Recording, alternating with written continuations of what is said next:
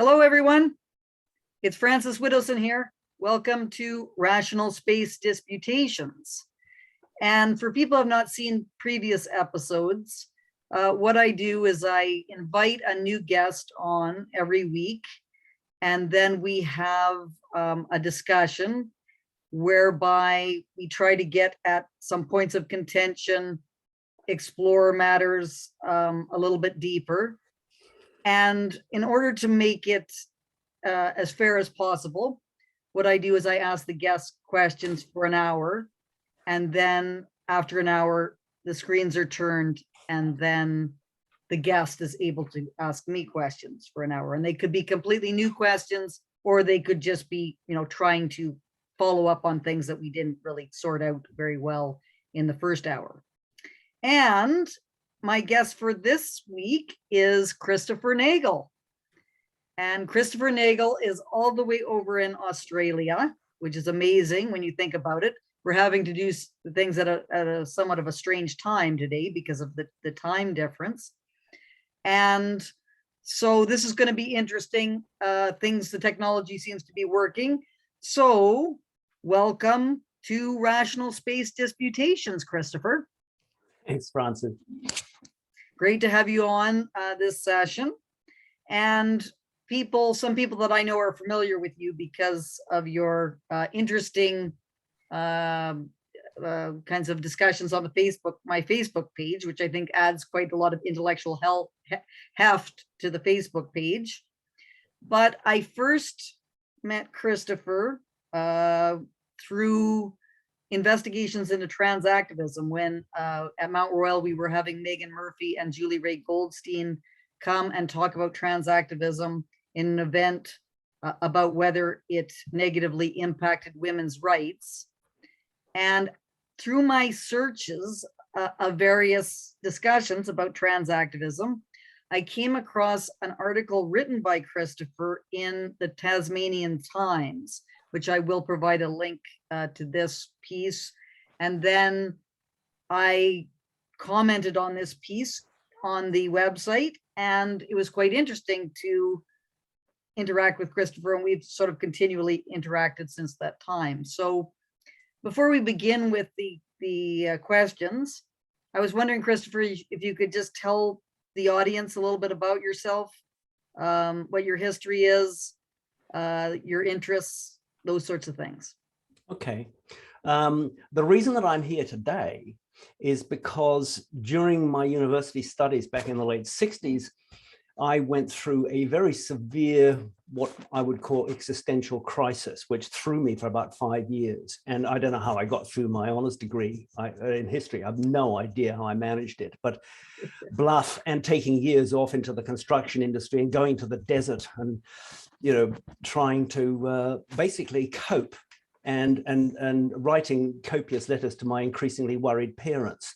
Now I got through that, but what had happened was that first of all, I had lost the religion of my forefathers, the Church of England, the religious stuff. And I am fundamentally a quite religious man, but I just couldn't buy the sort of Christology. But I was intensely interested in history because, the Reformation particularly, and this enormous convulsion that happened at the beginning of modern times and the end of the medieval period seemed to have all sorts of parallels with what was emerging in the 1960s of an ancien regime. And I think capitalism, as it was moving, which I call, and I'll talk about it later, indulgence capitalism, is essentially becoming a late version of capitalism, an ancien regime in the same way that the late medieval period was. And I just couldn't buy academic life, just simply didn't provide me with any answers. The Marxists that I knew, and I grabbed onto Marxism as a young man, but found it both intellectually sterile and also when I tried to produce socialism in one room, disaster. And so I sort of wended my way through life thinking about what was going on, why this had happened, what are the parameters of the disturbances that I could see happening in Western civilization. And it took me until I actually went into a job which enabled me to think and write with a very early cast-off 3.11 Windows computer to write my first effort, which was I called the Golden Gulag, reference Alexander Solzhenitsyn, which was how privatized totalitarianism works. And how much more powerful that mechanism is than anything that came before it in terms of state-sponsored propaganda and mind control. That in fact, all the earlier versions were quite crude and amateurish in comparison with the enormous effort that's been put into consciousness control. And that what I came to the conclusion was that the main product of indulgence capitalism aren't goods and services at all, but consciousness itself. Mm. And that film series, The Matrix, is actually a fable of late modern times. Mm. That essentially there has been a complete hijack of consciousness. Yeah. And what's happened is these world reverse. I mean, the world that Lewis Carroll saw in Alice when she goes into imaginative worlds. The imaginative world has come up out of the rabbit hole through the looking glass and taken over the real space. Yeah. And so the book, The Secular Fundamentalist, which was a rewrite of the Golden Gulag, because I needed to put this into more, what are we going to do about it? Yes. How are we going to respond to the late modern, and perhaps the end of modern times? And so the Secular Fundamentalist, I should mention, is a book on the internet, which I have linked. I will be linking to that book, which I have read parts of it. It's quite, thick, as we say, but it's got a lot of interesting ideas.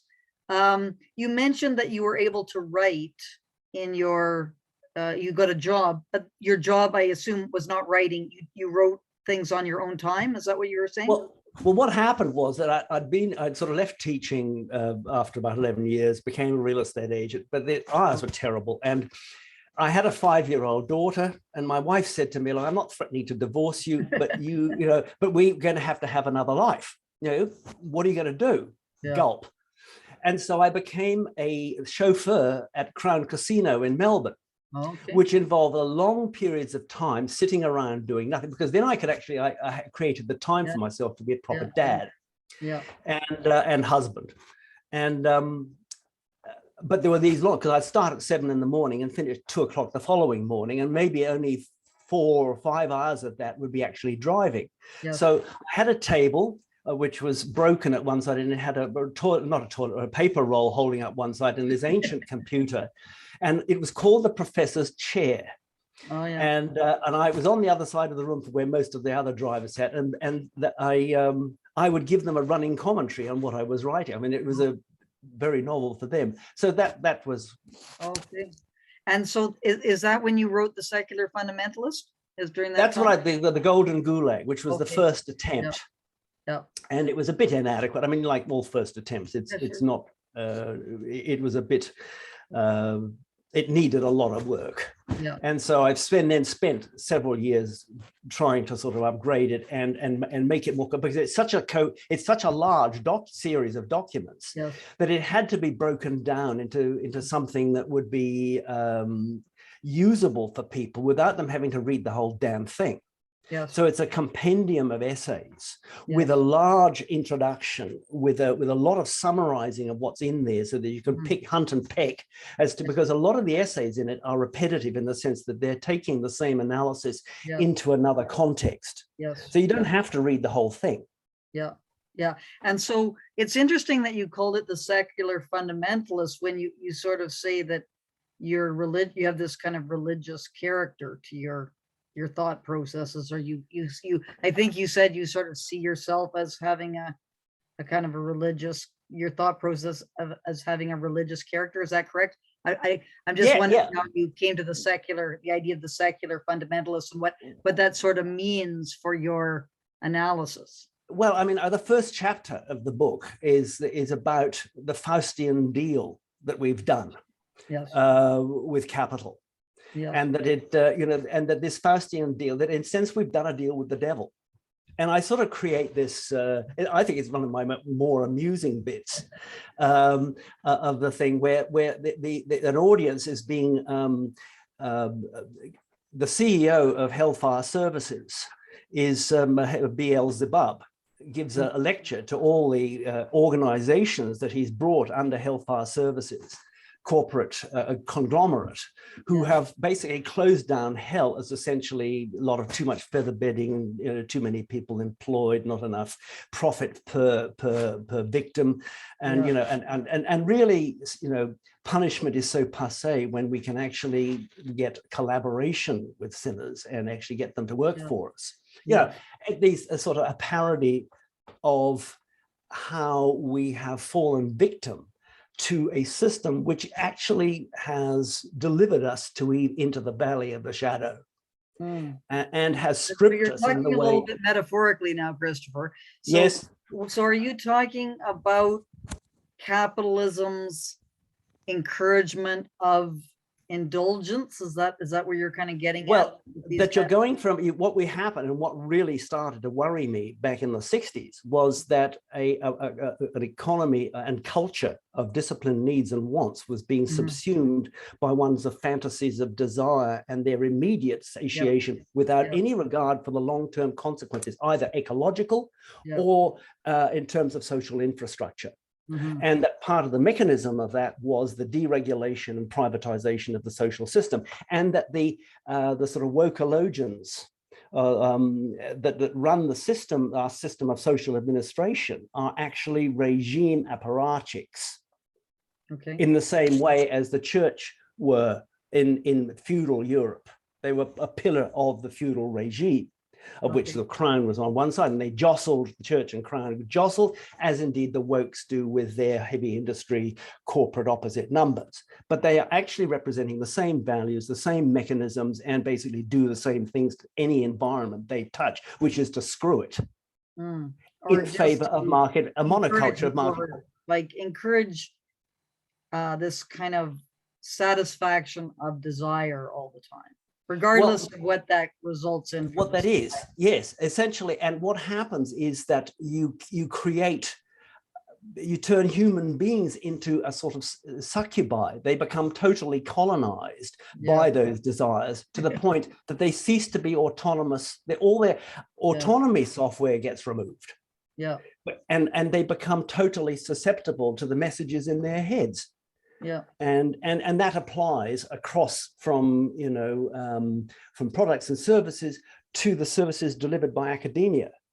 And it's a sort of consumption. Like this is kind consumption. This seems to be the focus of your analysis, is the continuous attempts to consume things, and presumably the encouragement of this by this sort of profit-based type of system, which that's how it kind of functions. I don't have any problem with profit compared with, say, state capitalism, which has no really proper organizing principle. But it's not the profit side of it that worry is. What is the worry? It's the takeover of consciousness that's the worry, and the attempt to disassemble human autonomy software. And to get people to work in ways that the slave drivers of old wouldn't have been able to manage. That people beat themselves harder and work themselves for longer hours for less money or less reward than the slaves of old. Because of their do you think that they are able to do that, or what has led them to they've been turned into contract warriors and shop troops, and they've been programmed to respond to any kind of prompt. But they've got to the stage where all the system of persuasion has to do is press their buttons, and off they go. And what are those buttons that are being pressed? I'm just trying to get to the mechanism here. Well, the buttons that were invented by men like Edward Bernays in the 1920s, who invented public relations. And there was a particularly famous case of smoking, women and smoking. Yes. And he organized a whole train of women, very nice, all models, who smoked their way through a public parade. And it was not an argument about whether women should be able to smoke, but a change in the way people perceived smoking. And that perception-based, subjective perception and, life lived as at a subjective level, that the public relations system basically tapped into, in the same way that postmodernism taps into the same lived experience version of reality. Yes. Okay. So it seems like you're drawing out here a little bit. There's kind of different kinds of stages, perhaps, of capitalism that are involved here. Is that a correct? Well, I mean, there was the primitive accumulation initially, the land grab. In the 1920s. We had sort of periods of capitalism where, in its early stages, capitalism was on its way up.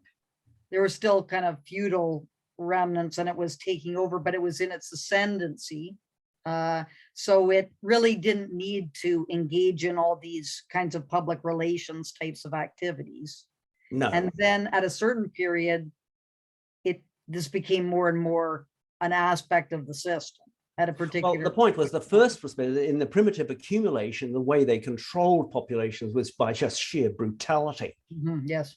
I mean, Australia was first settlers were convicts who had been convicted for ridiculous things like stealing a handkerchief.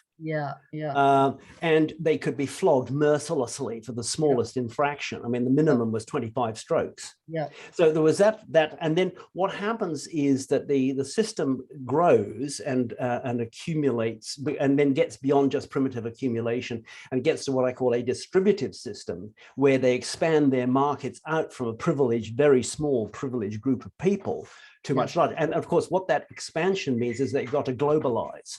I mean, the resources within the within the British Isles are nowhere near enough to maintain the production that was emerging. So they had to basically find both markets and resources elsewhere. And this is part of the British Navy's job, which was to accumulate a territory in order that they could basically A, command populations as consumers, and B, that they could command resources. And then by about the First World War, there is the beginnings, particularly in the United States, of a distributive, where you start to really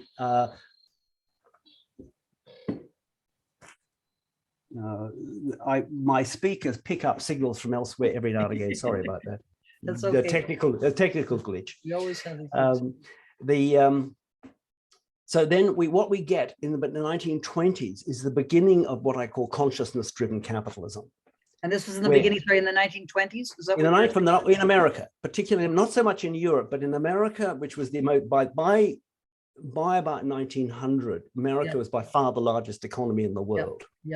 And by the end of the First World War, was the dominant global power by so many margins, it didn't matter.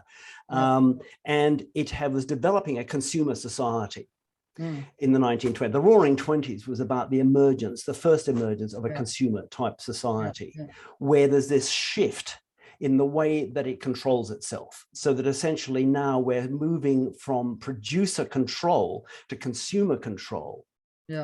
That's where the sort of the paradigm shift takes place, that the drop, because needs and wants are not enough. You don't want discipline. The advertising industry referred to, and actually Albert Howard was in the advertising industry for quite a few years, and he talks about this thing called primary demand, which is sort of an aspect of later stage of capitalism where you've already basically satisfied all the needs. They've already been satisfied by capitalism because of its amazing ability to innovate and create new products. And so what has to happen now is that you have to kind of convince people that they should have something that they don't really need. Well, the point is, it goes beyond needs and wants. Yes. And it's not that they don't need it. The fantasies are actually much more powerful. if you can basically turn people into fantasists, they become real. Because they become the reality, and particularly over, say, 3 generations, and this has been certainly since the Second World War, which is a sort of another, because what happens at the end of the Second World War, which is a sort of, is that that war production, the galvanizing of all the resources of the society to prosecute total war, becomes production warfare to justify and deliver total production, and to turn civil populations into, in a sense, shock troops and production warriors 24/7. So the whole, the mechanism of civil society gives way to market forces, and everything else gets pushed out of the way. They don't oppose it; they just simply residualize it. And when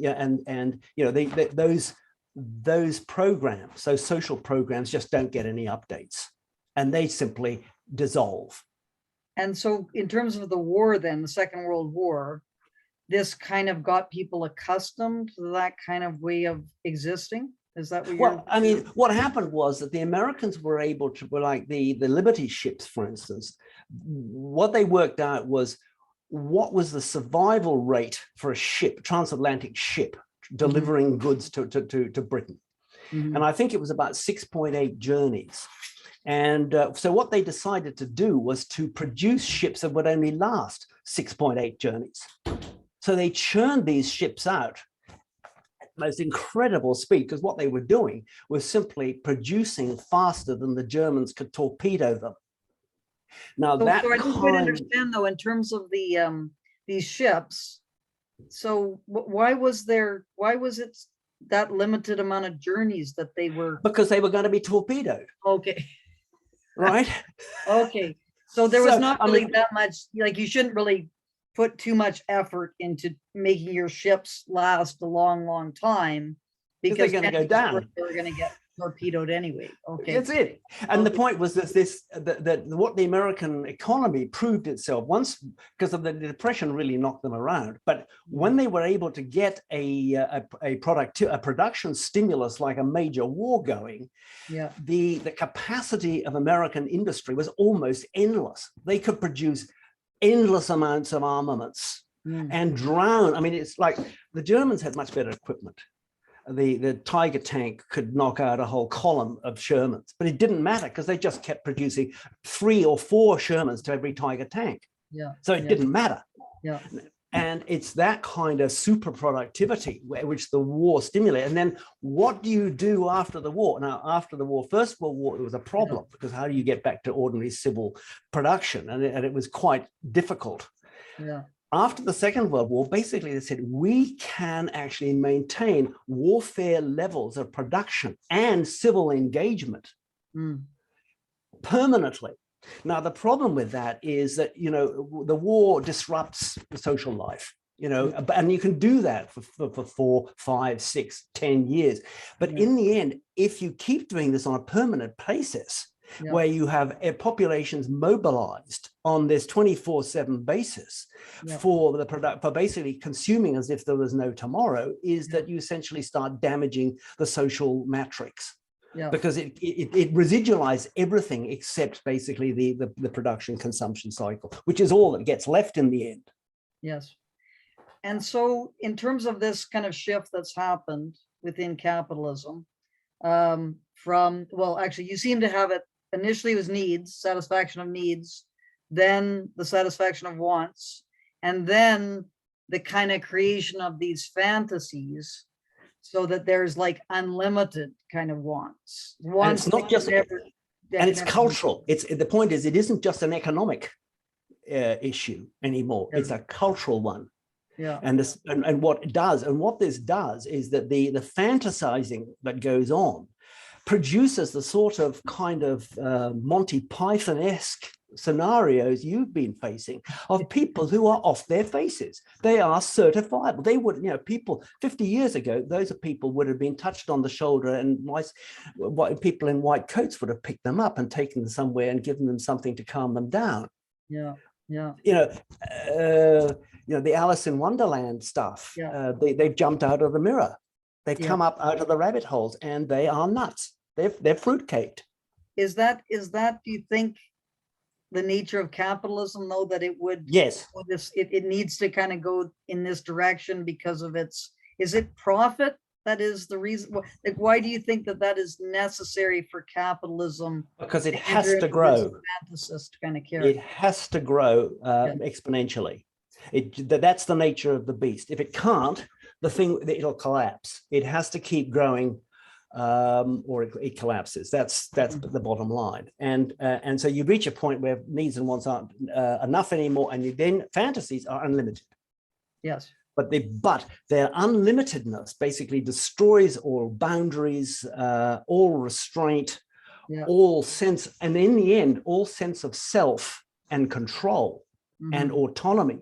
Yes. And also you do enormous damage to not just the biology of life, the existential side of life, but you damage the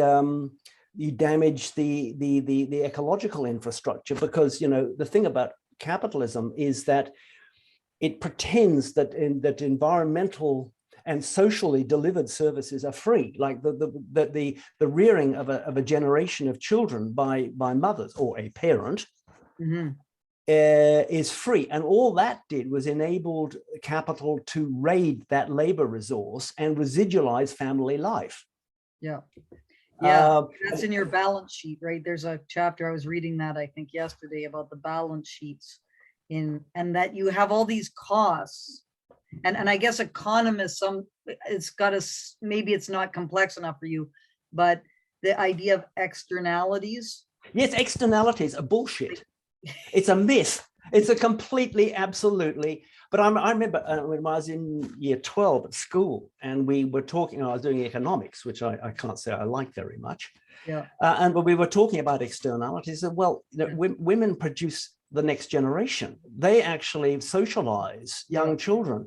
If this is a highly important, not just social, but economic function. And I think that the 2008 catastrophe in the financial services industries was a function of mummies and daddies not bringing their children up to have even the basic toilet training of socialization.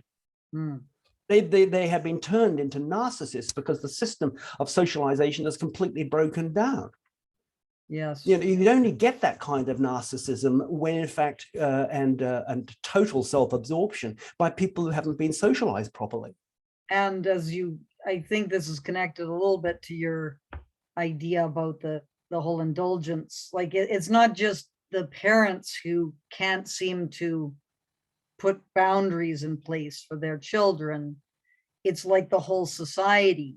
Like it's seen as being somehow you're not being a very loving and kind of person if you try to kind of restrain people.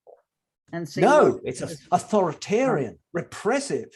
Yes, so this is bad, naughty.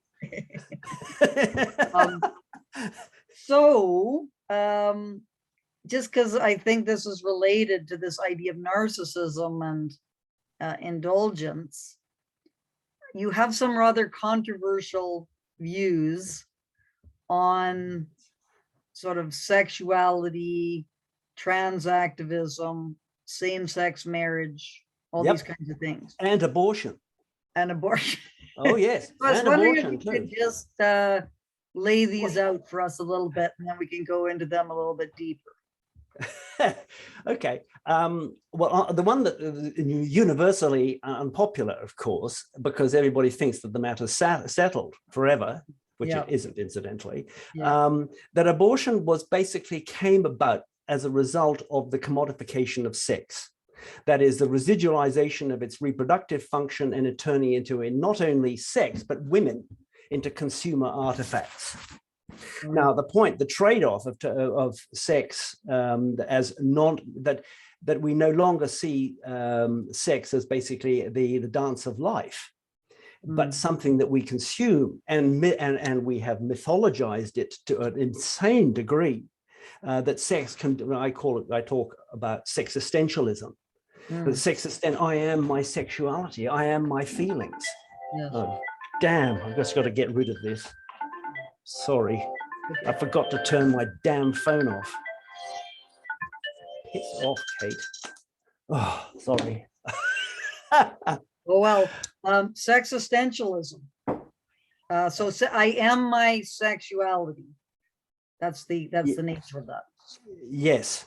And that's part of this kind of where we've gone in terms of this indulgence period of capitalism. Hold on, I'm not going to be able to get rid of this. Hold on. Sorry, go on. Get out of it. Right. Sex essentialism. Yes, sex essentialism. The idea that we are our sexuality.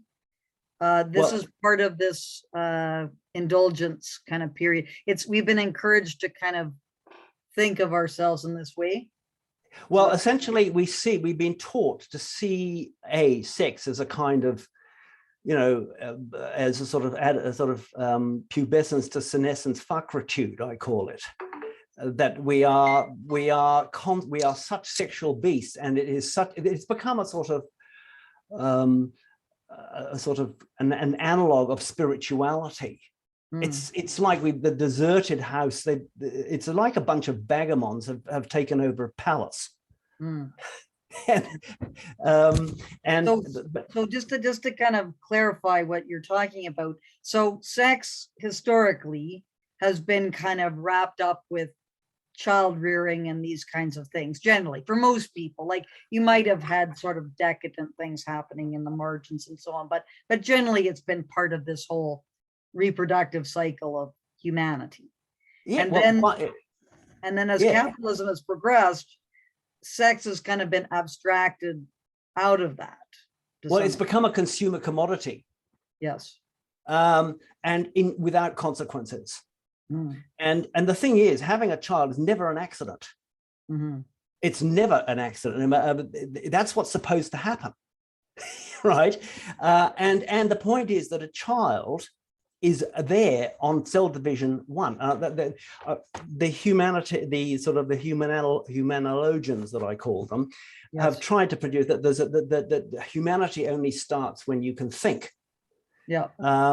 That's just bullshit. I mean, it's not a completely discrete, separate human life starts on cell division 1, and it rolling itself at colossal speed from cell division 1, self-assembling itself. All the mother does is provide the real estate and the telemetry and energy resources, and basically this completely autonomous individual inside its little production system basically does its own thing. It is everything about that creature is on cell division 1, completely all there in the same sense as an army that is, for instance, sitting like the German army at Sedan in 1940, where there was a front of maybe 5 or 6 kilometers, but the front went back 80 kilometers behind. Yes. And so all you could see was basically the immediate, but it was this enormous column that was ready to go out and just take out France. Now, that's what you're getting on cell division 1. It's all there. Everything is assembled. All it's doing is basically realizing itself. Yeah. To pretend that that's not a human being is simply lying. And it's a lie, a very elaborate lie. I guess it depends on how you define whether you're seeing the human being as a purely kind of collection of cells type of thing, or whether you're seeing the human being as really more of a political kind of definition of what it is to be human. We are fundamentally first a biological creature. The ideological stuff's just the color and movement of the culture of the time. Yes. But in terms of human decisions, though, to say, okay, this is a human with, because that's why we're concerned about it. Like there are huge numbers of every second when once that cell division, huge numbers of decisions are being made. The data transfers are enormous. Yes. But in terms of like humans sort of saying, okay, this is what a human being is, and if it's a human being as the definition that we give it, that means that it has all these various rights that are afforded to it that would not be. No, but I don't believe. I mean, I think those rights are late modern fiction. Oh yeah. Okay. I think. I'm just wondering, is this so? In terms of this view that you have about this fundamental biological category, does that mean what is that? What are the implications for abortion? Like, what? How do you see? Well, you're killing. I don't take the church view, which is it's a sin. I just think that you are killing somebody. I don't have any problem with killing people personally. I think it's sometimes necessary to kill them, right? Yeah. And so with abortion, like with the woman killing the human child. being, that's how you see it. The child. You yeah. see that as a necessary thing? Look, I'm saying you have to look at it in those. If you look at it in terms of you're killing that child is not hers. It doesn't belong. It's in her, but it is not of her. It is a complete individual. Mm. Absolutely, in every respect. Yeah. It's not hers. And just in the sense that the Roman masters and mistresses were able to kill their slaves, killing a child is a right that's not, I think, morally about the same. Now, what we do about it, I think you have to be practical about this. I don't think we should be punishing women for having abortions. But what I do think we need to do is to reassess sex as a commodity and women as a commodity. That women are not there just for the pleasure of men. They're there to reproduce the species, which is the most important thing we do. And everything basically runs around that. Women are the center of the universe. The economy is there simply to make sure that they can basically do their job. Yeah, right? Reproduce. The reproduction in every species on the planet, reproduction is their central business. Getting the food is just the business of making sure they can do their parenting properly. Yes. And I assume by saying that sex is a commodity, you mean more than just sort of an idea of prostitution or something like that. Well, in fact, I think that women have been turned into prostitutes in effect, except that they do it for nothing. I mean, that was one of the first things that I discovered to my delight as a young man when the pill came in, was basically they couldn't refuse. Because there wasn't any pregnancy, there was no. They had less cost. They didn't have to bear as much. They would be less likely to refuse. They can have a male view of sex too. Yeah. Just like me. Well, actually, they don't. Women have a far more complex relationship with sex than men. I think that seems to me to be the case and I think that's to some extent the results in a lot of unhappiness. Like that young women were sort of convinced, and I was part of that was part of my generation, that you could just relate to sex the way men related, and this was all like homosexuals do, freedom and so on, and then you would be very unhappy because you didn't have that kind of meaningful relationship that you were sort of, your psychology probably was sort of. So they just got ripped off mercilessly. Yes, because they got treated either like by prostitutes, or I was in a shared house with homosexuals for a while, and they talked about having a friendly fuck. They just didn't think about it. I mean, it was just like, women are not like that. No, there's far more. There might be, I think there's aggregates of populations, but generally in terms of the generalization, there are differences there. So moving on to the next controversial position. The trannies. The transies. Not yet. We'll save that for the end. Okay. Same-sex marriage. You mentioned that you were opposed to this. Yeah. Absolutely, I was, and I've called all sorts of very nasty names. I was a homophobe and a bigot and prejudiced and all sorts of nasty things, which didn't bother me in the slightest. But the thing was, marriage as an idea has been enormously damaged by indulgence capitalism. I mean, it basically isn't binding on anybody anymore. It's not a defense. It's not a vehicle for stabilizing a relationship over a reproductive cycle. I mean, the whole point of a marriage was to make sure that the parents would be there and take responsibility for their children for the very long term, and make it extremely difficult to get out of. Well, this didn't suit indulgence capitalism at all. And so what they did in the 60s was they started the business of destabilizing marriage and making it discretionary.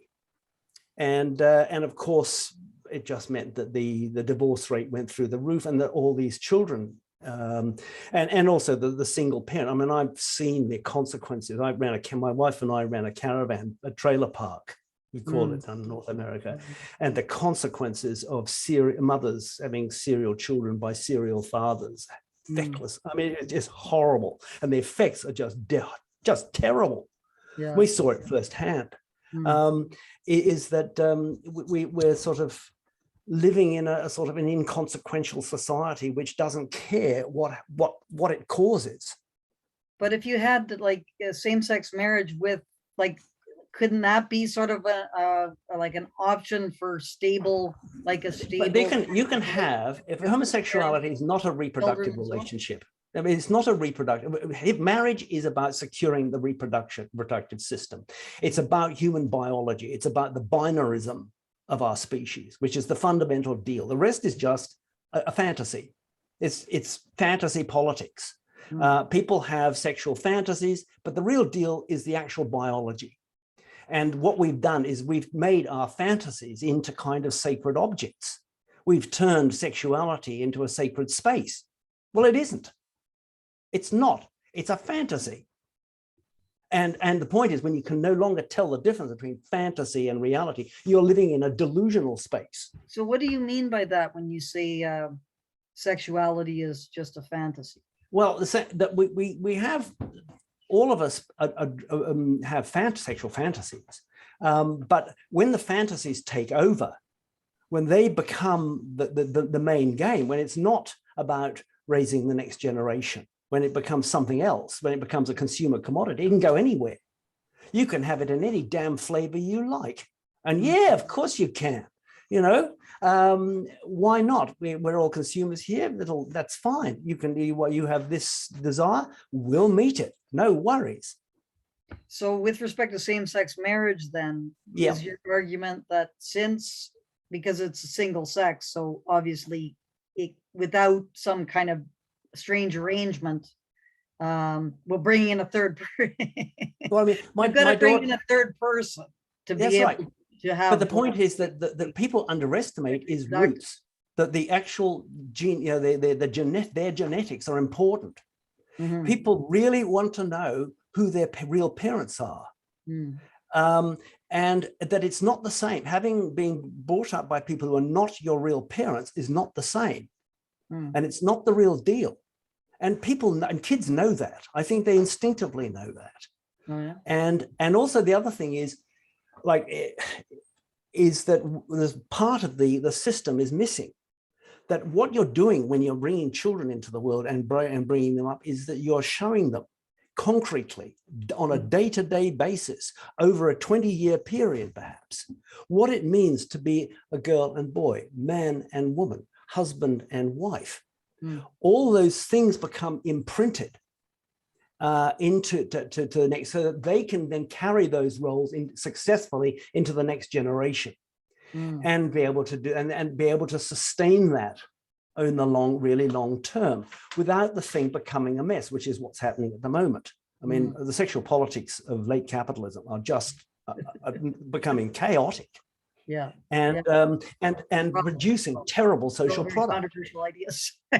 I'll just remain, sort of non-committed at this point to these. But I find it's interesting. I find because I historically I sort of had these very liberal attitudes about. No, I did too.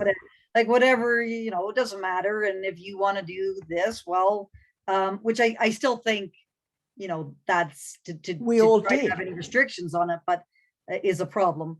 But the idea that we should be promoting it and encouraging things like that, to me, seems to me to be going down. Now Well, we're kind of entering into this, kind of ratcheting up of this indulgence thing, rather than saying, well, hey, biology is important. important. But Reproduction is important. yep.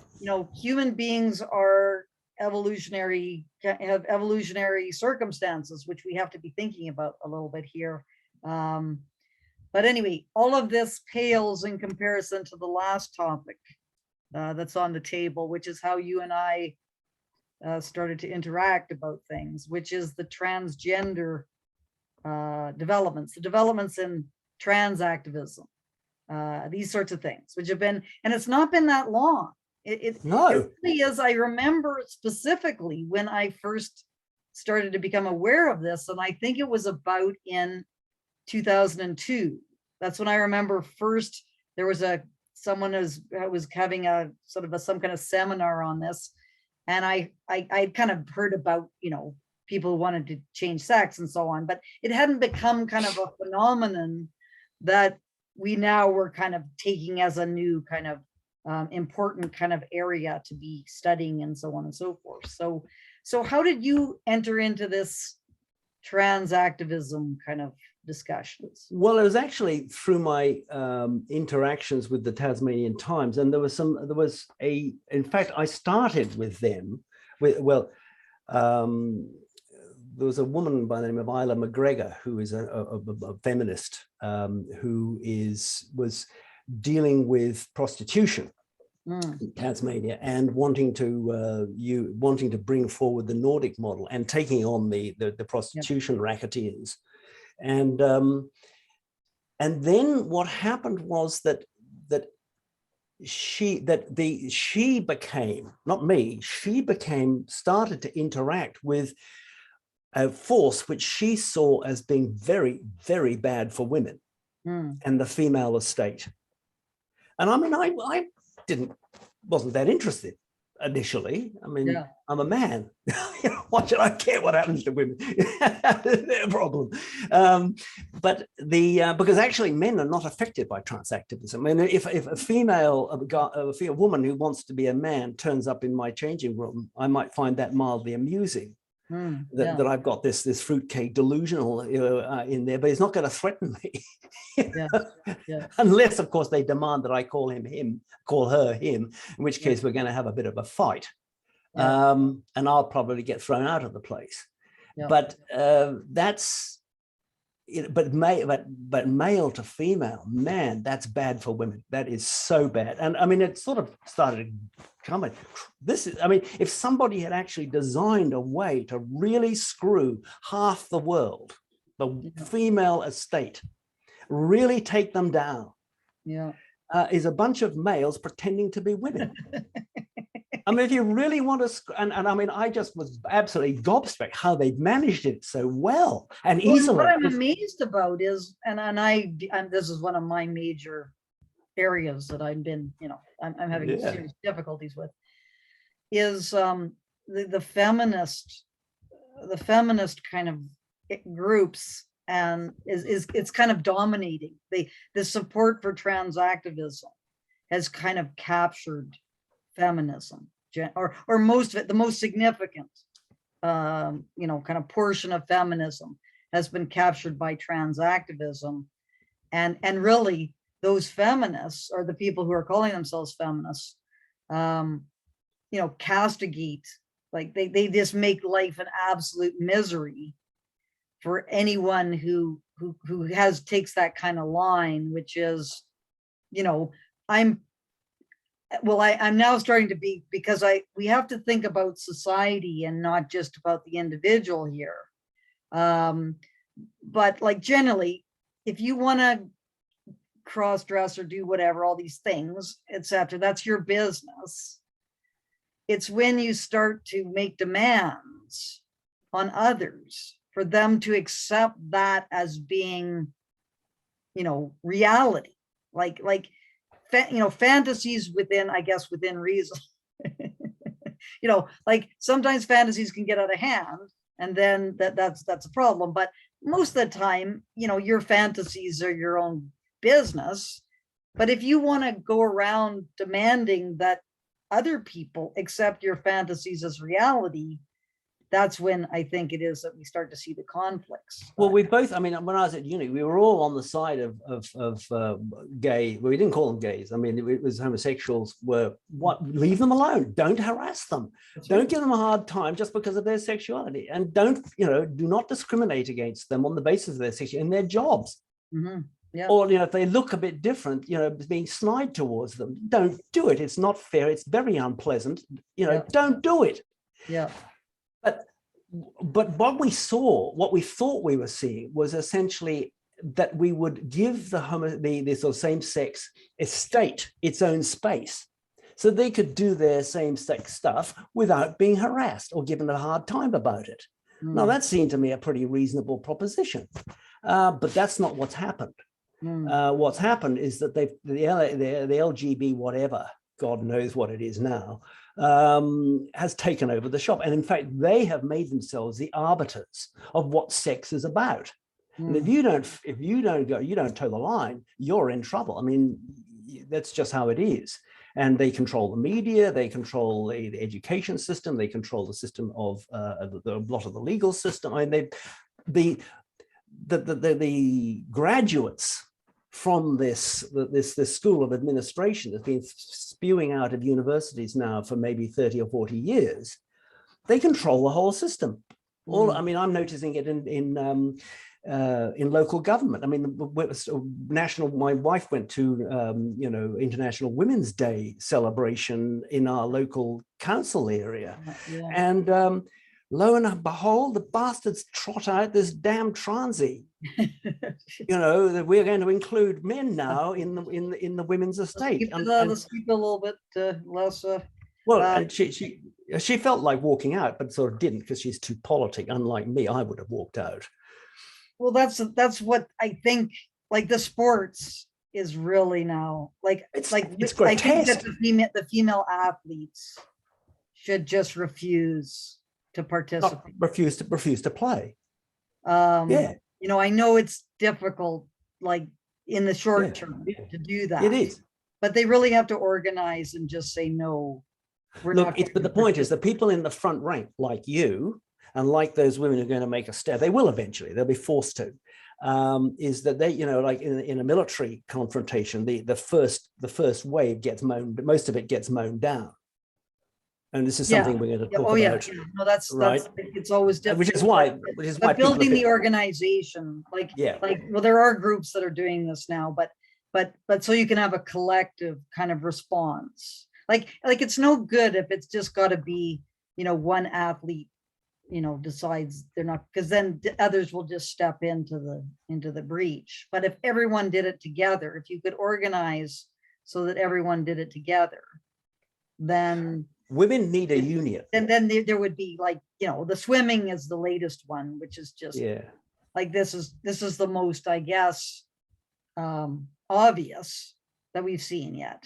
But I think the thing is, what needs to happen is the development of sororities, which was women basically not unionizing, because union was a sort of industrial stuff, but basically taking on the anti-female estate with a women's organization that actually is ready, that is designed as a fighting machine, basically. Yeah. How would that how would that work? Or what? Basically, people starting the grassroots sorority, females, sororities. Yeah. Where women's interests are discussed and political action around women's interests to defend women against gross intrusions and invasions of their space. Yeah. And also, I mean, I think that sororities would be good in terms of cleaning up the courting business, because I think that a lot of dating is just straight out exploitation of women. And the only way that you can actually do is to bring along a chaperone, so that you're not going to get mauled all night, and that you can actually see what's trying to get into your pants before you let them get there. Yeah. In terms of just looking at it a bit more academically now, though. Okay. So how how has this happened? Like, what was the causes that led this to develop? Well, this became goes like back. massively accepted. Like it's amazing, really, in such a short space of time, probably 20 years. It's gone to from being a kind of somewhat of a curiosity to The being. thing about it, the indulgence, when I talk about indulgence capitalism, the thing about indulgence, which actually Luther set the Reformation off on indulgence, selling salvation. Indulgence looks good up front. It seems liberal. It seems easygoing. It's going to cut you some slack. The indulgence means basically having a reasonably benign view of poor behavior. It basically doesn't take rules-based behavior very seriously and doesn't like enforcement of rules and will characterize them as repressive and authoritarian.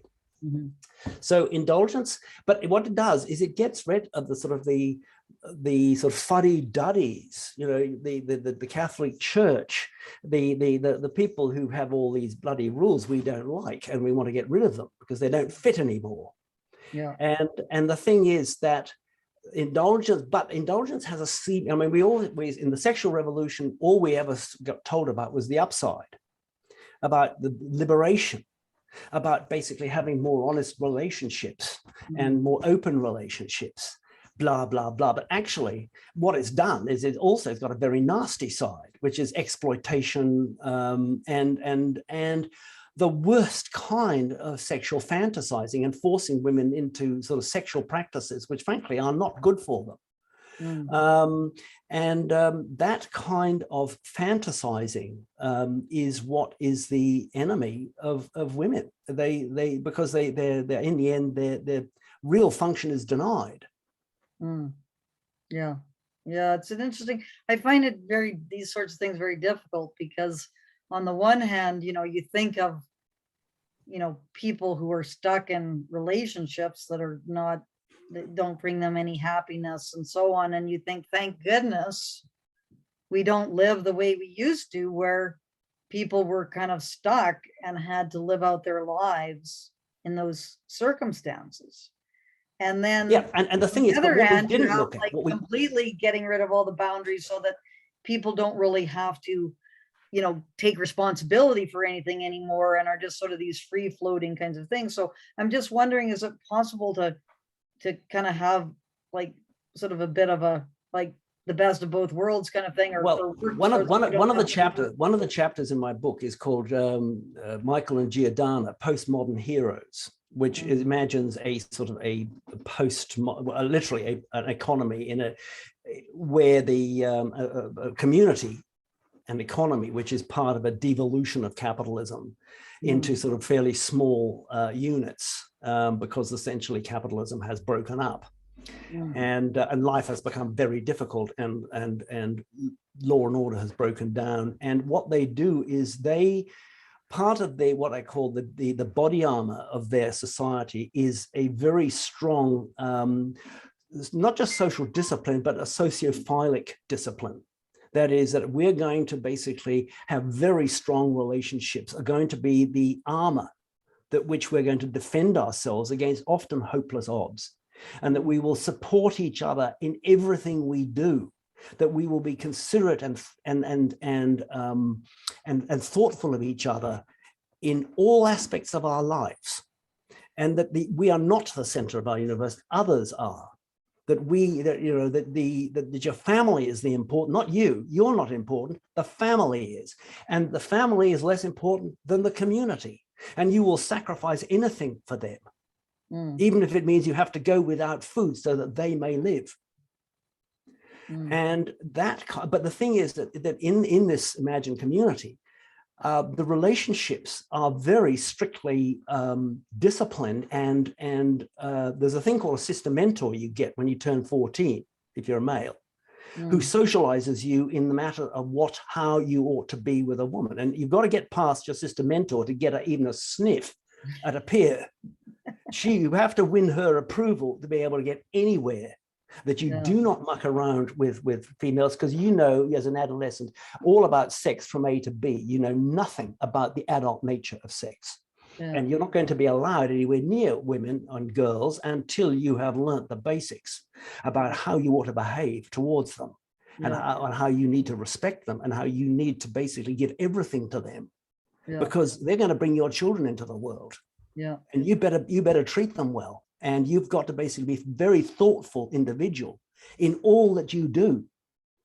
And so that kind of training, and the system mentor will actually pick out people who girls who might be suitable, and will introduce them to you. And then you go through processes of very high consciousness building about your relationship you're building, and that every relationship is a piece of social capital, even if it fails.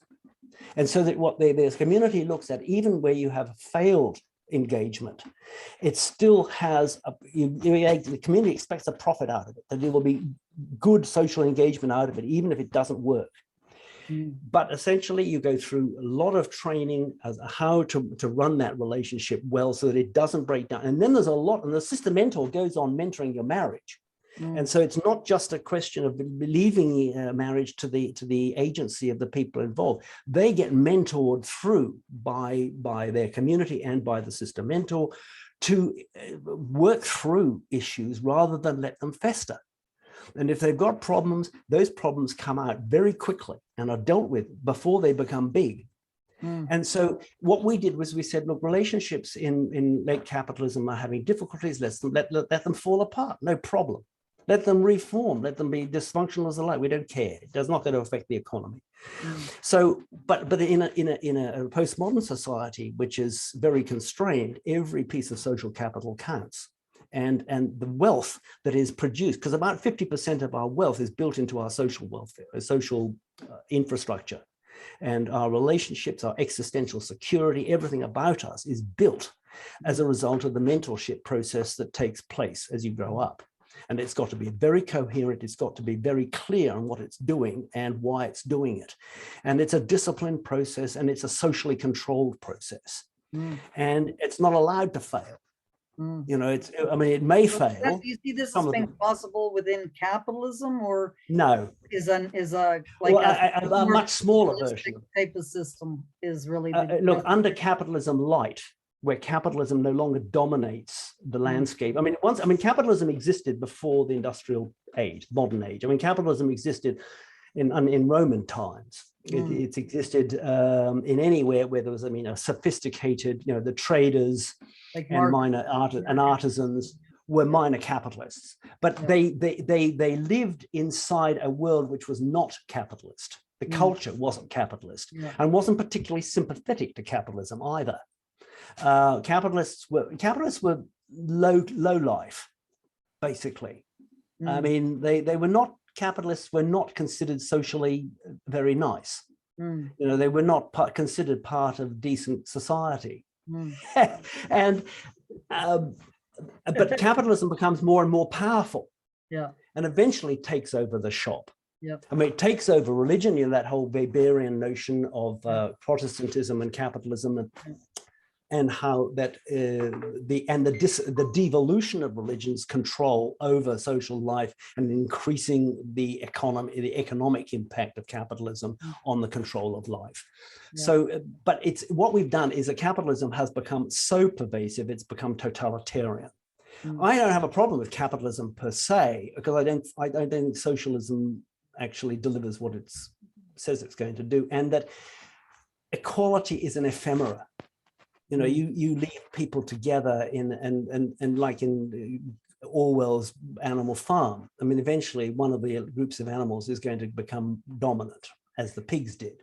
And we're all equal here, but some are more equal than others. That's just how it works. And you can give people the same amount of money, and some people will get rich and some people will bankrupt themselves. So Christopher, we're at our hour point now. So I think now is the time. We've explored a lot of things, so very, very interesting. And now we want to give you a chance to turn the screen so that you can take control of this questioning process. So go ahead and right. Sure. I sort of want to know, or new things, or continuation of things that we've already discussed. That's your. Well, no, I'm sort of very much focused on you at this point and your struggle. Yes.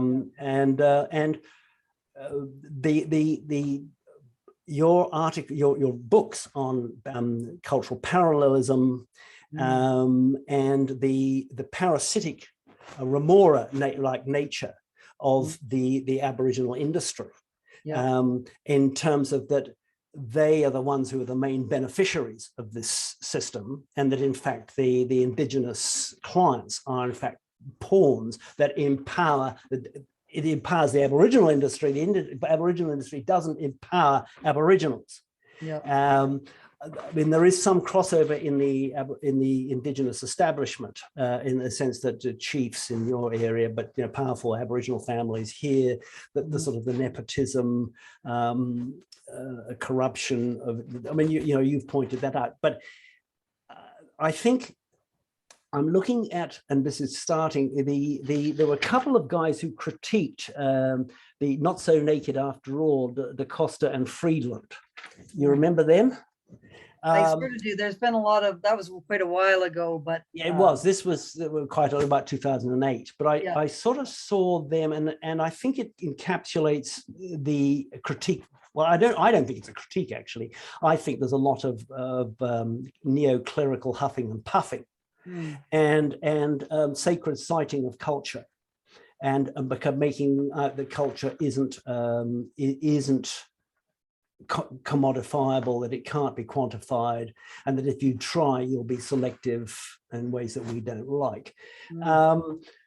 They talk about lived history rather than, and this comes up in terms of the Kamloops school stuff, that they basically run the whole thing on oral sources without doing any cross-checking of the documentation. Yeah, and I know Jaime, your friend, has been doing some research in terms of death certificates and demonstrating that a lot of this stuff is complete baloney. That culture is more than the sum of the parts, which is essentially saying, I think, that it's a mystery. It's actually something, or it's a sacred site. That what they're doing is rejecting your Marxist notion of stages of history, of basically from primitive to modern, and rejecting that notion, and talking about the uniqueness of Aboriginal culture, and that it has its own internal value that we cannot appreciate from that perspective. Yeah. Now, the thing that I'm my response to that was that they haven't made any comparison. Everybody bar people who are right at the primitive end of the spectrum, and I have no problem with that word. That's a major. Yeah, it is. It's a major. But the Japanese. I just call it less developed. Like it's like in terms of a sequence of stages. So we can say, early stage, middle stage, late stage, like because I guess, and I do understand that often, because words have been taken up in ways and are used in a derogatory way, then it becomes almost like a difficult thing to kind of incorporate that. But it's still the meaning is still the same, which is less productive, smaller, less complex societies that are like that, and it's not meant to say it has nothing to do with any individual culture. It's just the nature of humanity itself, and all human beings originally were hunters and gatherers, and then once technology developed to a certain point, enough surplus was created so that you could have a greater division of labor and so on. Now, that's basically rejected by these, it's kind of relativistic kinds of viewpoints, which refuse, in fact, they're anti-evolutionary. Yes. They refuse to accept that there's any kind of evolution that takes place with respect to societies, or certainly there's no general evolution. They might accept that there is evolution within groups, but they refuse to accept that there's a general evolutionary kind of process that's going on for humanity as a whole. Well, I think modernism, if you like, creates the notion of obsolescence. and that all cultures from the beginning of capitalism have been forced to go through huge changes and adaptation processes around capitalism. Like, for instance, the Japanese abandoned a lot of their culture in order to absorb the capitalist industrial and administrative framework. Yeah. But the thing was, the Japanese did not abandon all their traditions. What they did was they dumped the bits that they couldn't be, that weren't going to work in a modern society, but they absorbed as much of their culture into their industrial organization, their military organization. I mean, the samurai ethos was built into the Japanese imperial army. Yeah. And the kind of discipline that Japanese society had under the Tokugawa was imported into the way Japanese capitalism worked, and still works, I might add. Yeah. So it's not a. Sorry, I've lost I've lost. So I've forgotten. Yeah. So with respect to the indigenous situation, so I guess the most destructive. So this is kind of what's called uneven and combined development, where you have different cultures combining at different rates. Generally, what happens is that those cultural characteristics, which are no longer helpful to the survival of the group, will just sort of wither away. They often continue on in very sort of insignificant ways, but there's not really an attempt to prop up those cultural features which are antithetical to being able to participate in the modern society. And the most disturbing aspect of what's going on with indigenous politics, which you see everywhere in Australia, as I'm sure you have. Oh yeah, absolutely. I know you have. Yeah. Disastrous. A lot of circumstances like this is the industry, which is not indigenous generally. The Aboriginal industry is non-indigenous and is largely the legal profession. That's not quite true, actually. You have what I call ring-ins, who are what I call metrobigenes, who are mostly overwhelmingly European and European educated, who are brought on board to demonstrate the efficacy of modernization, which they're not. I mean, the tribal Aboriginals are an absolute new development. But it's kind of funny that to show how vibrant and important and significant indigenous culture is, you bring in people who identify as being indigenous, but really don't have very much connection whatsoever to the traditional indigenous cultural features. So most, and you see this in Canada all the time, is that the major spokespeople for indigenous politics are, you wouldn't even know that they were indigenous unless because they're so well integrated, but they use their indigenous identity to claim that somehow hanging on to traditional cultural features, which they don't do at all, is really the answer for these marginalized and isolated communities. Anyway, so we're seeing now with respect to indigenous politics, like it's getting worse and worse and worse, where the kind of propping up and the promotion of these very, very not very sort of counterproductive, I guess, counterproductive cultural features are the ones that are focused on all the time now.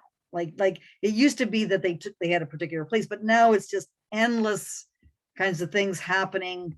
For example, I was on which you probably know because on my Facebook page, I attended an event, I guess it was last week, on queering, as in QUEER, indigenous land-based education. That was the talk. It was recorded and it's on the internet. Anyway, during this talk, we had our latest diversicrat that's been hired for indigenous decolonization and indigenization, saying that we're going to develop credentials now, or some kind of certificate program for ceremonies. Like you can get certification for ceremonies, which include teepee erection, so erecting a teepee, smudging, and the different kinds of smudging and everything like this. And you know, it wasn't like this kind of preoccupation with these kinds of things. This is really now taking center stage. And like the teepee, just to give you an example of this, I think it was about 5 years. So teepees, right? You know, places where indigenous people lived, like no one lives in a teepee anymore. If you were going out to go hunt or whatever, you wouldn't take a teepee, you'd take a tent and so on and so forth. But it's got a kind of ceremonial kind of character to it, and you'd see them erected in various contexts and so on.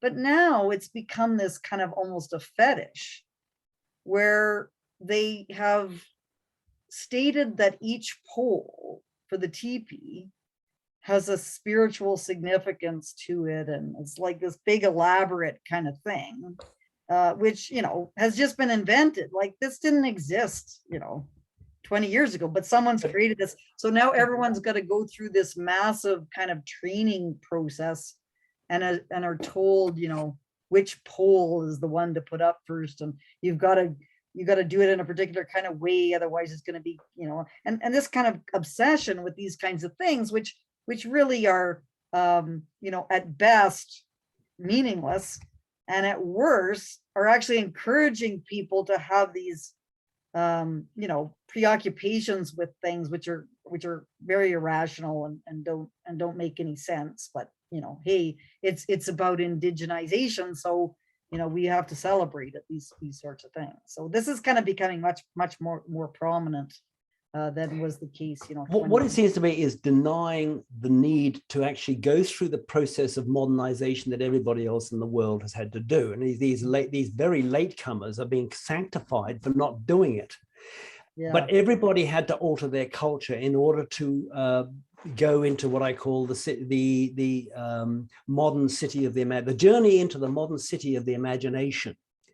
Is a difficult journey. I mean, it's been difficult for everybody. I mean, everybody's had to struggle to work out how much they can keep of their older culture and how much they've got to dump. And if they try to take too much, they won't make it, which is what's happened to certainly in Australia. What's happened to indigenous communities is that they won't give up anything. And or in fact, they're encouraged to be, like, there's incentives that are given for them to retain this. But the point is the retention, I mean, it's either what I call sort of, you know, the wokey indigenous people who in the universities, but most of them are living in chaos. They're living in these communities that are just drowning in dysfunction. Yeah. And the reason for this is essentially their culture is collapsing. And it's been made much worse by the sort of libertarian, anti-authoritarian, anti-repressive mission stuff. You know, missions at least tried to, you know, to create some structure around people. That was all disappeared. And I mean, I know people in construction who have to disappear 10 and 11-year-old Aboriginal kids who've got in under girls, who've got in under the wire of their compound and are selling themselves for sex. Yeah. You know, they're having girls. I mean, it's just hopeless. And the sort of the crime and the violence. I mean, in Alice Springs, in the middle of the town, fairly large town in the middle of Australia, an Aboriginal woman has 80 times more chance of being hospitalized by being assaulted by her ever-loving man than anybody else. It's horrendous. And part of the reason why the wokes are getting so aggressive is that their mentorship, they've been in charge since 1970. And they have basically failed. They have actually made life much worse than it was.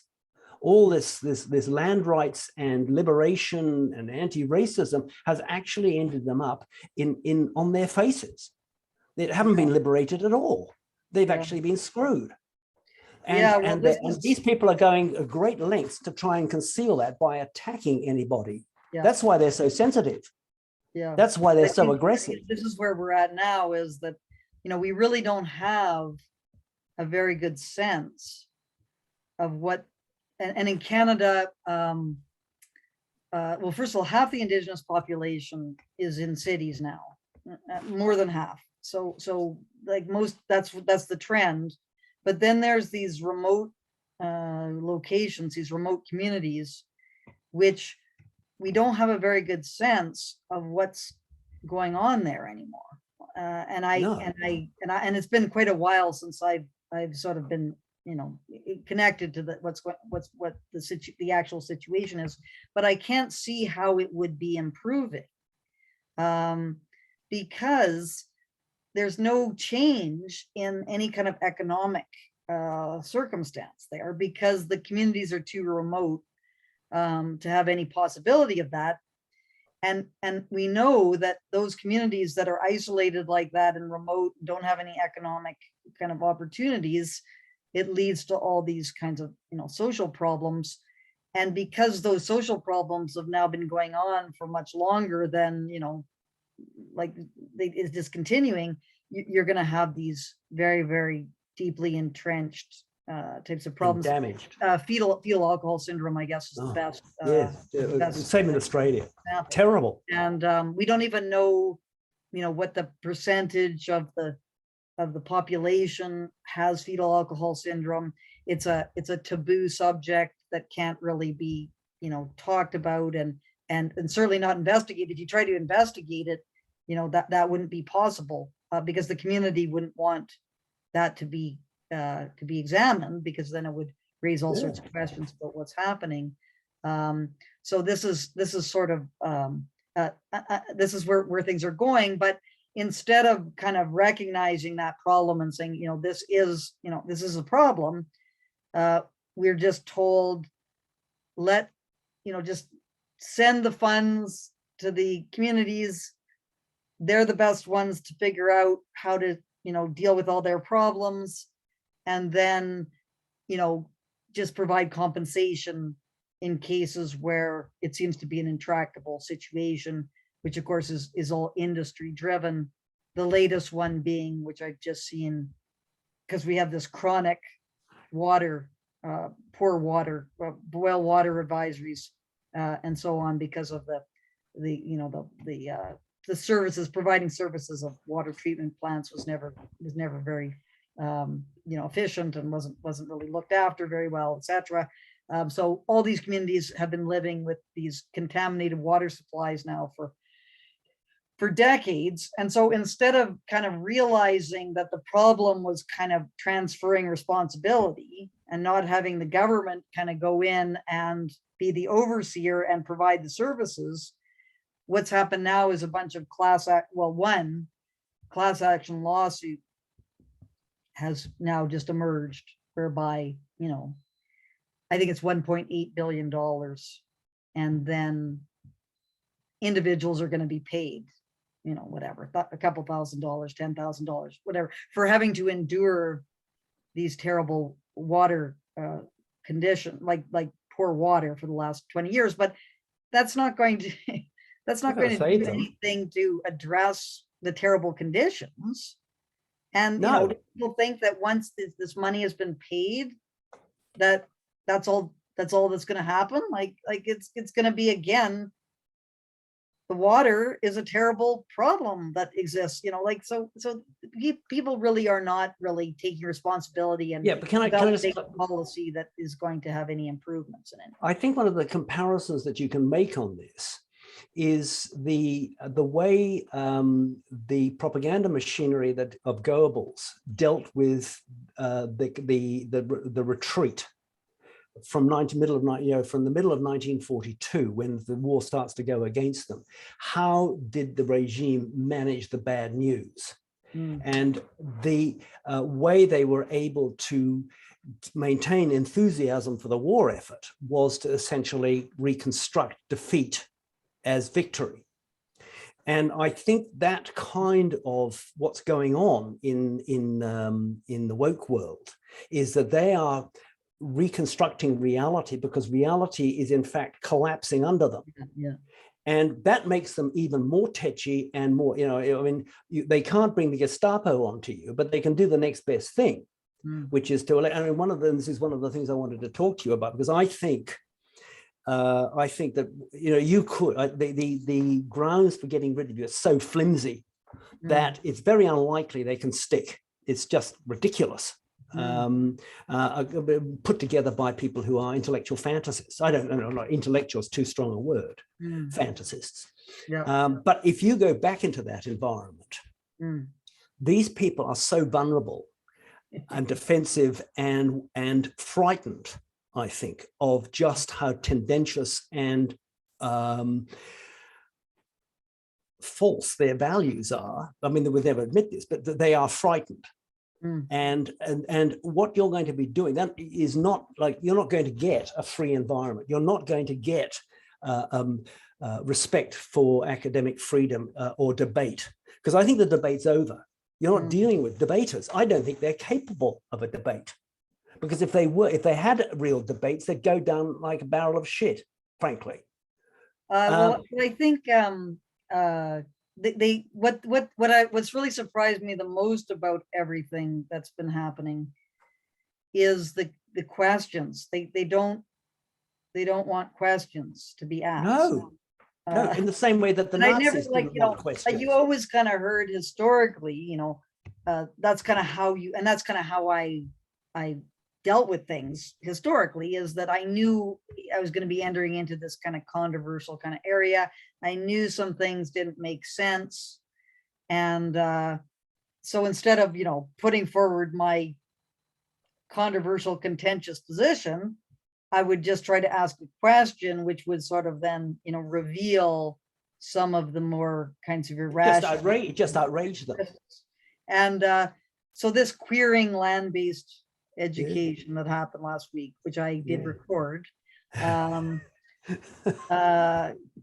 it's a pre-recorded talk, but I recorded the discussion that happened afterwards. And so what I spend my time, and this of course is what got me fired, is and shows the difficulty of reintegration. But like the university is going to have to admit we don't allow questions.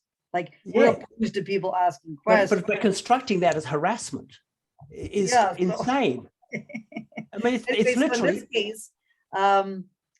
this case, this person who was doing this recorded talk had this thing called epistemicide, and something to do with the severing of land-based knowledge or something like that. I didn't understand anything about it.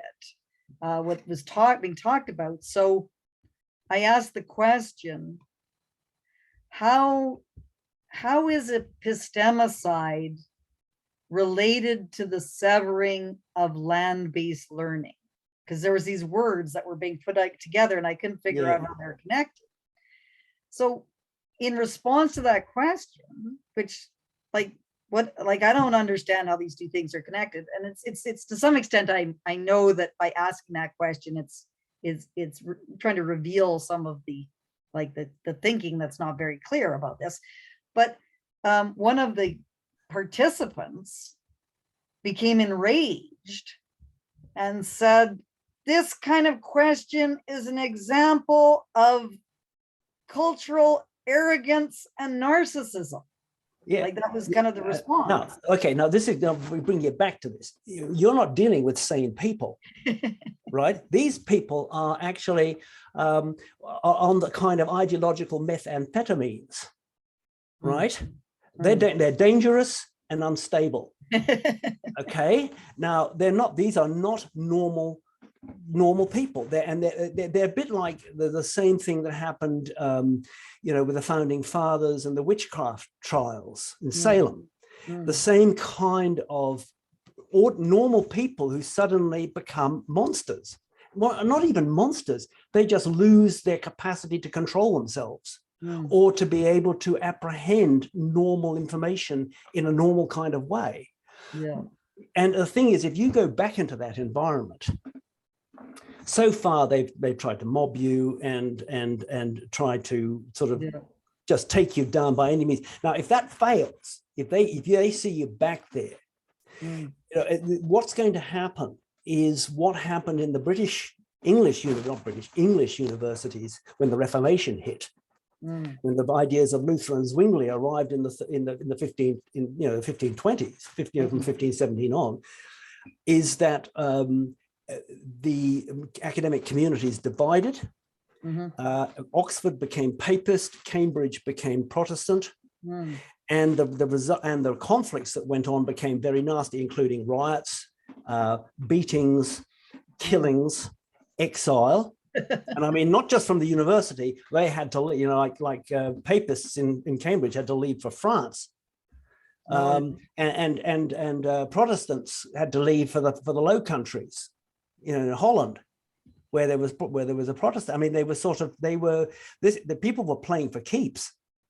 And so I just like to kind of get it straight here as to what happened in this. So this is about 1520, around that time.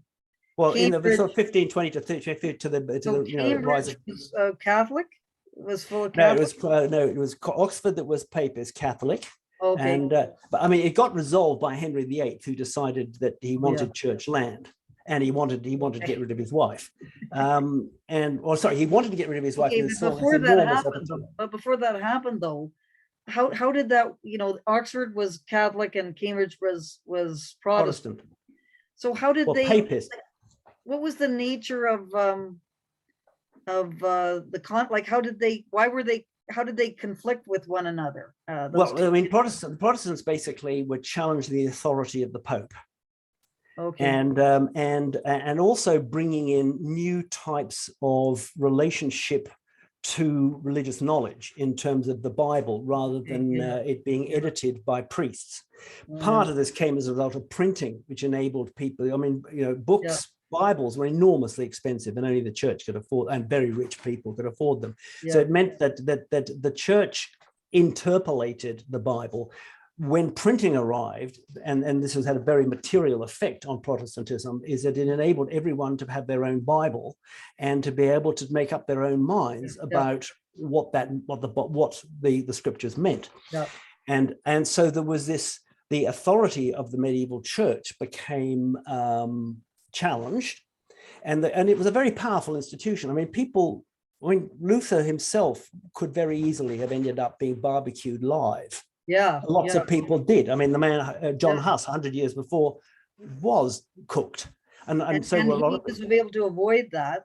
He escaped, and the reason he escaped was that by the 100 years since the death of Huss, and when Luther, is that there was a lot of discontent in high places about the way the church was behaving, and he got protection, and he was able to escape. Whereas he was invited to a meeting with the church, and they were going to basically grab him, put him on trial, and basically burn him as a heretic. He managed to escape, and he got protection.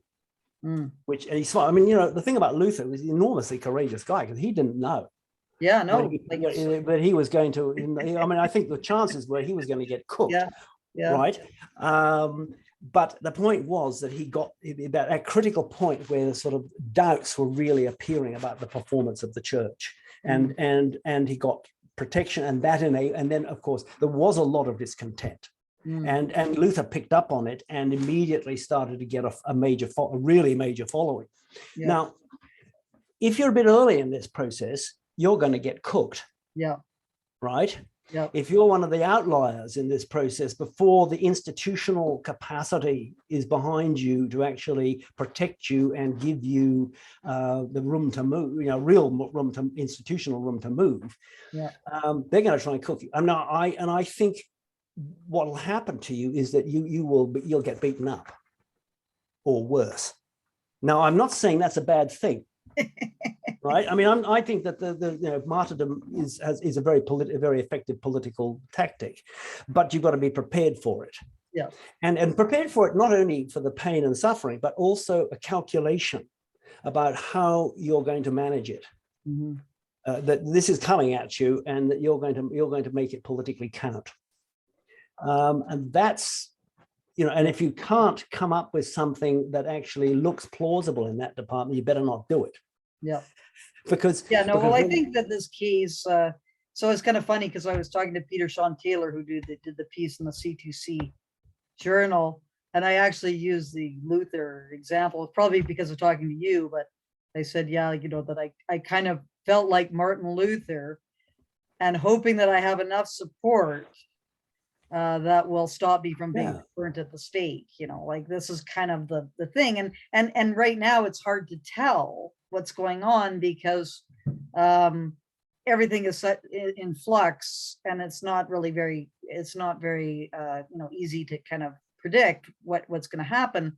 But with respect to my case, because it has a lot of depth to it, like many of these other cases are just kind of like one issue kinds of things, or it's kind of someone's personality, or like whatever it may be, whereas mine is like a massive kind of opposition to wokeism that's been going on for 13 years and is quite well documented.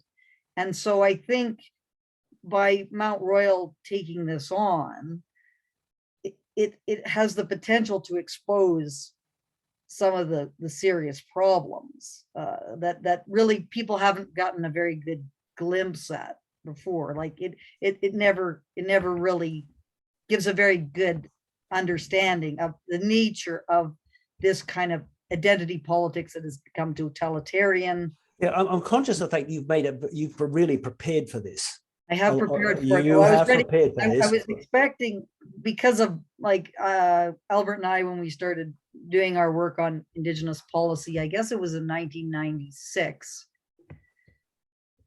We've just cut. It's just been a continuously being attacked. So that kind of gets you, like, because you're dealing with it all the time, it's not a surprise. And then, going through graduate school, it was a constant battle. And then, at the university. So, and since, I guess, 2016, when things went off the rails, because I tried to I did invite a colleague. I organized a roundtable with a colleague to discuss the benefits and disadvantages of indigenization. And this was before it had become like official policy at the time. But this colleague acted completely in bad faith and was sabotaging the event and all these sorts of things. And I just, ever since that time, when I started to realize that things were starting to crumble, and the kind of the old expectations were being erased, that's when I started to document everything, starting in that time. And then starting in 2019, that's when I recorded everything. So any public statements, anything that happened, that was all recorded, all those. But just coming back to this, is that you've really prepared your case, but I'm assuming you're going to win it, hands down. Because it depends on the court system. So like that's the kind of difficulty. So the arbiter, who's the authority on it, it's hoped that person will not have been captured by reified postmodernism, and sort of see this, because that's kind of what's happened over the last while. Is it's assumed that because of this kind of intersectionality, which for people who don't know what that is, there's people who are the most oppressed and people who are considered, or they're perceived as being so, like they officially perceived as being so, and the people who are the most oppressors, your rights and so on vary according to where you fit on this scale. So that doesn't operate according to how the court system historically has worked, which is you're equal under the law, there's fairness, there's due process, and it's all done on the basis of we're all individuals, we're all citizens, we all have these kinds of equal rights. That is changing according to this kind of wokeism, where, for example, an indigenous scholar should be able to really pretty much insult you with impunity, and you're just supposed to take it because they're punching up at you, and you as an oppressor trying to defend yourself are punching down, and that sort of logic if that's at playing at all in what goes on with these kinds of Okay, legal proceedings. I understand, but I mean, eventually, I mean, even if it goes, it'll go. I mean, courts still are pretty conservative places, not completely, I know. not completely, but certainly at the. I'm more aware because we had a case recently of woke judges being overruled by the High Court, the Cardinal Pell, who was charged with sexual interference with a couple of choir boys, and what the High Court said is that the Supreme Court, which is this highest state courts, had basically forgotten the basics of the common law, which is that you are innocent until proved guilty, and that you have to be able to prove that guilt beyond all reasonable doubt. And they had basically done neither of those things, and they really wrapped them over the knuckles. Now that may or may not. I mean, I think there's a. I mean, the United States judges have become very choosing judges has become enormously political. Yeah. So that and in Canada too. But just to give you a sense of how badly things have gone. So the Supreme Court in Canada is the highest law of the land and has the highest court of appeal. Anyway, there was a case quite recent, and it went on the right. It was able to uphold free speech kind of principles, but barely, because it was a 5-4, I believe. So there's 9 justices, 5 voted in basically what would be a rational free speech decision. For the dissenting position was woke. The dissent was woke, and there was a really good piece which I should post about this, about why the dissenting position was woke. And the case involved a comedian whose last name was Ward, W-A-R-D, and Ward had this comedy routine where I think he calls himself an asshole. So it's kind of a slightly satirical kind of thing. And this always enters into danger land here, the satire, because that's not you actually, it's you pretending to be an asshole. Anyway, Ward, in this routine, there was this I'm not sure the age of this young person, but they had some disability. They were disfigured in some way, and a bunch of people paraded this young person out in all events, and everything was happening all the time because they wanted to show how, sort of it was kind of a virtue signaling thing that was happening to show how accepting and supportive they were of this. And Ward made fun of this disabled kid. Yeah, right. But he was largely making fun of the people who were trotting him out. But he was saying, first of all, it's not him, it's this asshole who was doing this. And secondly, the young person had become a celebrity, so was a public figure now. It wasn't just someone in their private life who wasn't having anything to do with society anymore. This person had become a public figure, and therefore was, sort of had become now a matter of public concern and social interest. Anyway, the court, the dissent, which was woke, claimed that since Ward was insulting this disabled person, he was discriminating against this disabled person. So they really erased the line between words and actions, which is the fundamental thing in the free speech kind of realm. Is like, to what extent are your words actually a threat? Are they actually something which has some kind of consequence? Or are they just saying things which, people can either choose to, ignore or not, or like you're not actually having any impact? And for me, this woke kind of erasure between words and actions is really what they're trying to nail me on, which,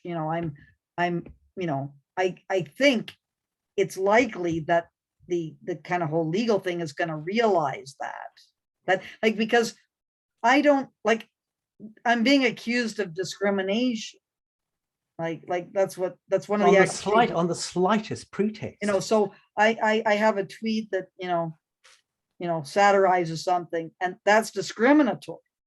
But I don't have any power over, I have no power over anyone. I have no ability to have any impact on anyone. So therefore, how can that be discrimination? It doesn't make any, unless but the way they kind of see it is, because you've said this thing, which then makes this person feel lesser about themselves. And then they can't, because of them feeling lesser about themselves, they can't go in and do the things that they wanted to do. And so it's that's now very, very subjective, and all sorts of things have to happen. So that's kind of the difficulty that we're in. Victimology is a control suite, basically. Yeah. Right. It's a control. But let's assume, just for the that you actually do, you get the option to go back. Well, I'm going back. Yeah, but one of the things, but what I'm saying to you is that you're not going back to any prospect of debate or even freedom, or academic freedom. No. You're going to be constantly under attack. Yeah. There are going to be enormous problems in your classes. You're going to be, and I suspect in frustration, if they can't get rid of you, they're going to assault you. Somebody will. I'm just saying, I think you're not, in a sense, the game's lost in university. The universities really should be shut down. The humanities schools should be shut down. That is going on as to, and it's like the Peter Boghossian. Peter was just, he was just satirizing them. Is it, flu? The flu, is it cancer or is it rabies? And I'm right now, because this is the way I can keep and Mark Mercer, it's, you don't play checkers to win, you play it for the process. So I am acting as if universities have cancer and they need radical treatment, chemotherapy and radiation. And there's a number of things that can be done that will provide that radical treatment for them. And in terms of my case, now it's true, the idea of the university as a whole, where which hasn't been happening, well, the last time it actually did happen was in 2018, where I actually got the women's and gender studies professors to sit down with the academic types and free open inquiry kind of perspective. And we had a very interesting 2-hour discussion about, where the line should be drawn in terms of freedom of expression. And we never made any headway, in terms of discussing things, but we all got along and we all went for dinner afterwards, and we all, were on we didn't have any hostility that was happening. And then that was the last time. And then after that, it was no longer possible to sit down and, accept, or I guess it was tolerate. We can no longer tolerate. Well, I can. We're the free speech, open inquiry, and so on types are very tolerant and say, well, your view seems very irrational, but I don't think you should be fired, because I know that if you're fired, then that's going to erode the ability to, have people say things with which we disagree, and it's going to affect everyone negatively. But the identity politics proponents became intolerant and can't accept the existence of people who. And this is why I'm sort of saying to you. It seems to me that really we've reached the stage where reform can only occur at the margins. That the battle really has been lost in humanities. It's not human. It's woke. We don't know that though. We don't know it's been lost. My case, for example, is an important. It's probably the most. I hate to toot my own horn here, but it's probably the most important academic freedom. And I think you will probably win, because their case is so slight. But the point is, that the environment. I think so too. But you know, things are so crazy. I can't really take it. And That's then the point. of course, there, as That's well, the point. there is the union, the situation with the union, which, you know, it depends on how hard the union will fight. That's a big thing. So trying to keep the union on track is another, you know, and holding their feet to the fire and so on, which hopefully is going to happen as well.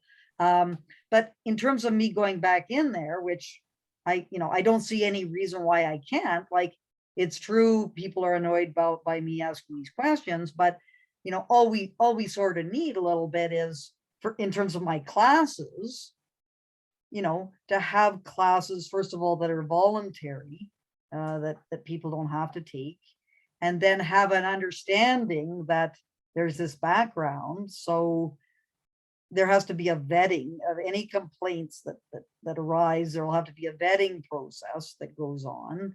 Perhaps create a, you know, sort of an open inquiry sort of segment of the university. So like kind of a segregated, you know, sort of a rational space kind of thing. So give it some scaffolding, institutional protection, right? Like, these things need to be considered, but of course, you know, this is all going to have to be fought for very, very hard, because the university doesn't see any. Yeah, but benefit. what I'm saying is, you're regarded by a significant majority, in fact, overwhelming majority, as essentially not a legitimate interlocutor. And they will, they're not going to be interested in having a debate. Pardon? Not a majority, no. So you don't? No, it's about there's about 50 people, which is like, we have a faculty of about 800, and so it's about 50 people who are significant, you know, woke people. And then there's like a lot of similar level of support for me, and then a big mushy middle of, you know, people who are to some extent waiting to see which way the wind is going to blow on it. Like, that's kind of the situation. The problem, of course, is the administration is corporatist. So like, the university is a corporation and is trying to protect its brand, which unfortunately at this moment is what's called "You Belong Here." That's their brand. And "You belong here," of course, does not mean that everyone belongs. You is a particular, you know, seen in an intersectional kind of way, and is, you know, sort of that's kind of its thing. But that can change as well. Like the administration, I think, you know, wants to have a quiet, wants to run a quiet ship. Ship, yes. And but so, but I mean, having red guards running the place, running the streets, as it were, in their institution, mm-hmm. means they're not only not going to get a quiet life, but essentially I mean, it's a bit like the Nazis.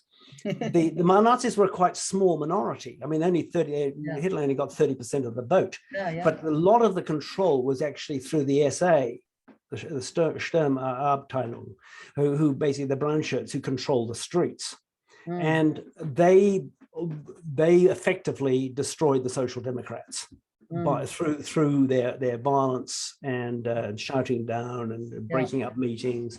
And I'm saying, I think when you're up against that, the other parties sort of collapse in a heap when the torch is applied. Yeah. That you're going to be caught out in the open. And I'm just saying, I think the chances of a normal life in universities with someone who's a real scholar is going to be very problematic, and that we may have to start thinking about creating new institutions and actually shutting the woke institutes down. And I mean that as an ambition, that they have, and replacing them with Southern and Eastern Asian academics, where we haven't got, because so many of them are woke that it's not worth worrying about.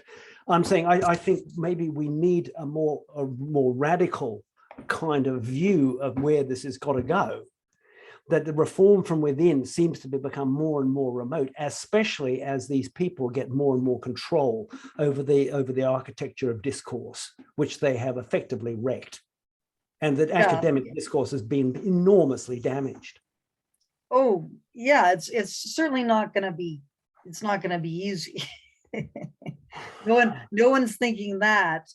What I'm doing right now, besides my research and everything, is I'm trying to figure out organization strategies to give some, backing to the people who want the university to be an academic space. So that's kind of the crucial, and my case is interesting now too, because I'm currently trying to do this at Mount Royal. Figure out, okay, I know who, because of the mob, I'm very, very well aware of who's, and it was kind of funny, I guess it was in August of 2020 when I first started to happen, and I was talking to some of my, my colleagues who were close to me, and who I was saying how I was very actually quite happy at this time, because I had for the first time been able to identify the forces that were against me. So for a long time, I knew people were mobilizing against me, but I didn't know who they were. It was all being done secretly. And so with all the social media warfare that went on, they came out into the open. And so I was able to document who the people were, who were now there's a couple of smart people who, stay in the shadows, but still, so I know who they are, but I don't really know who the people who are in favor of an academic institution and are not happy with it being turned into this kind of activist, kind of training ground, which is really what's happening in a lot of areas. And so now is over the next year, I'm working at trying to figure out who those people are and to get them to hopefully support various, sort of attempts to get me, get me back in, like allow me to be reintegrated into the community. And once I can kind of identify those people and get them to kind of give each other support, so that it's not just individuals hanging, gonna get taken down as well. So that's the other problem, is that the people who, and Salem, your studies of those kinds of witch hunts, and that's as Jonathan Haidt and Greg Lukianoff said, the problem with witch hunts is if you defend the witch, the person who's been accused of being a witch, you get called a witch. You're a fellow traveler. And so, if you, and it's again, like, so you have to have kind of the collective, so that the people who are defending the academic principles aren't going to be sort of taken down one by one. It's going to be a much more concerted kind of organized entity that is going to be much more difficult to remove. So, and that all takes a lot of skill and a lot of effort, with what appears to be not very much return initially. Like it's a lot of just, and I'm not the greatest at this kind of, because I'm kind of an abrasive. What? I'm an abrasive. Really? I'm abrasive. Not you, dear. What's that? I'm abrasive, not you. Yeah, well, I'm more abrasive than many people. And so I'm not that great at I feel uncomfortable, in fact, going around, kind of trying to talk to people and get them to see, whatever, in a kind of a personal kind of way, and do it, so it's, I don't know, it's just kind of makes me feel uncomfortable. But I've got to learn how to do that, and to say, look, it's not, you might dislike what I say, you might not like me, and blah, blah, blah. That's not the issue. The issue is, do you want to have a university where people can explore ideas freely, can state positions that they think are true because of the evidence and the arguments that they have developed? Or do you want everything to be this predetermined party line that everyone's just got to get behind? And it's like, I think it's Stalin, where people, whenever Stalin gave a speech, people would collapse with exhaustion because he had to, Solzhenitsyn. yeah, they Yeah. they had Solzhenitsyn. to keep on clapping. Clapping. And if you stop clapping first, you'd be targeted for the Yeah. gulag. Yeah. And that's kind of like, is that what you want? Like, you want that kind of thing to be happening? Like that's kind of, I know you think that's an extreme thing I'm saying, but we have, this is kind of what's forming now. And, and we have to kind of face it and deal with it before it becomes, deeply entrenched, which, it already is quite significantly entrenched. And, people, it's difficult with academics anyway, because they're very individualistic, and they're not, if they're true scholars, like they're like the activists, of course, that's where they've got their advantages, that they're all well organized and loud, and they're always trying to influence things all the time. But scholars are individualistic and don't really want to get involved in this, so you have to kind of grab them by the coattails. But I think the thing is, and this is where I think I disagree with you, is that we're looking at a much larger conflict here. I think we're on the road to war. I think that the consensus that was established after the Second World War, that was the American-sponsored state is collapsing, and in terms of a geopolitical military sense, but also culturally. It's basically, and the sort of the civilizational narratives, the sexual narratives, now being basically attacked to the point where, and I think and we haven't mentioned this, is the rise of Trump, which is part of the reason why you're being fought so hard, is that the rise of Trump was an enormous scare. It caused absolute flat panic.